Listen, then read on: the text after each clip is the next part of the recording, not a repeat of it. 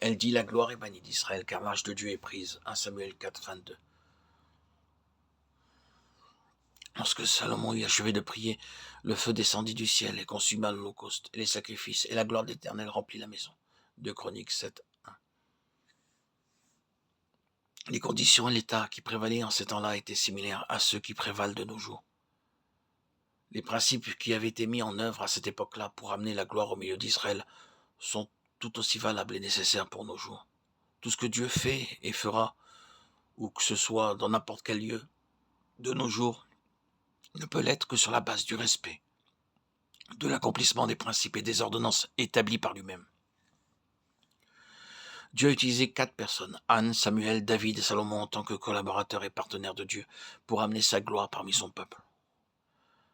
Chacun d'entre nous peut jouir du privilège d'être collaborateur et partenaire de Dieu dans cette œuvre qui consiste à ramener sa gloire parmi son peuple. Nous voyons comment de nos jours, l'état spirituel du peuple de Dieu, qui est caractérisé par la faiblesse, la pauvreté, l'infantilisme et la banqueroute spirituelle, ne peut être changé que si chacun de nous prenons notre part dans cette œuvre et cette tâche pour ramener sa gloire. Dieu s'est servi d'Anne, de Samuel, de David et de Salomon pour ramener sa gloire dans son peuple. Ces 4 personnes représentent 4 grands principes spirituels qui devaient être mis en œuvre et accomplis en vue de ramener la gloire. Par l'exemple d'Anne, nous avons vu comment il nous faut apprendre en tant que collaborateurs et partenaires de Dieu à prier selon son plan, dans la connaissance de son propre besoin. Nous pouvons constater qu'en tout temps, partout où Dieu a agi et travaillé, il l'a toujours fait en répandant d'abord un esprit de grâce, de supplication, de prière sur ceux qui étaient concernés. Lorsque Dieu commence à travailler parmi nous, il ne le fait qu'après avoir préalablement répandu un esprit de prière et de supplication sur nous. Et ceci doit nous faire comprendre pourquoi le diable déclenche l'offensive et attaque notre vie de prière, dès le commencement de notre vie chrétienne. C'est la raison pour laquelle nous constatons qu'un peu partout dans le monde, les réunions de prière parmi le peuple de Dieu sont en général assez pauvres. Nous ne pouvons que constater comment très peu de gens de nos jours viennent prendre part aux réunions de prière. Ce n'est pas qu'ils manquent de temps pour le faire, mais c'est parce qu'ils n'ont pas de fardeau dans leur cœur pour prier.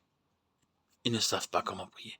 Ils peuvent répéter des phrases, mais ne savent pas réellement comment prier en tant que collaborateurs et partenaires de Dieu, avec un besoin, un fardeau sur leur cœur, en connaissant la pensée, la volonté et le dessein de Dieu.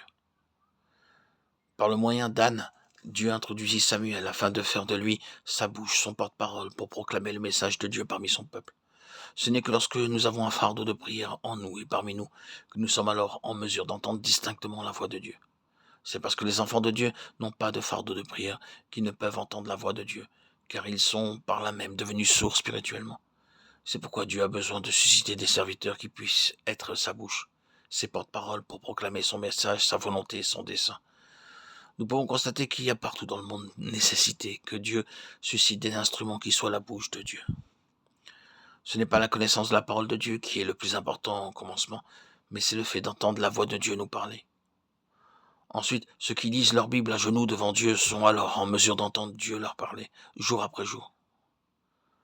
Nombreux sont ceux qui passent beaucoup de temps à lire la Bible, sans cependant entendre la voix de Dieu à travers ce qu'ils lisent.